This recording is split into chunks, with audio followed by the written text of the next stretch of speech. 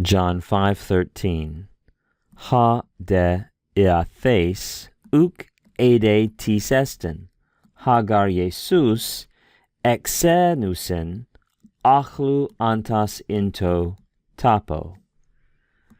Here we're continuing to read about the crippled man responding to the Jewish authorities about his healing at the pool of Bethesda. But the one who was healed, right?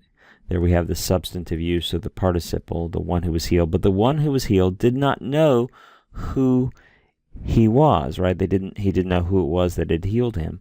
For Jesus slipped away, right? He slipped away. And then we have this genitive absolute, right? It's a way of setting apart a little adverbial clause by putting both the subject of the adverbial clause and the verb in the genitive, right? Genitive participle, genitive noun. So very literally, a crowd being in the place. And almost all genitive absolutes are temporal, as there was a crowd in the place. In other words, why is it that Jesus could slip away sort of unnoticed? Well, there's almost a little bit of a causal overlap here, isn't there? As there was a crowd in the place, right? Because while at the same time there was a crowd. That achlu is, of course, from the noun achlas, the word for crowd, right, which is a masculine word. And here we have the genitive masculine singular. Then we have the genitive masculine singular form of the participle. I've written the participle of eimi out here. This is just the participle of eimi, right? On, usa, on, that's masculine, feminine, neuter, the nominative. And the genitive masculine is antas.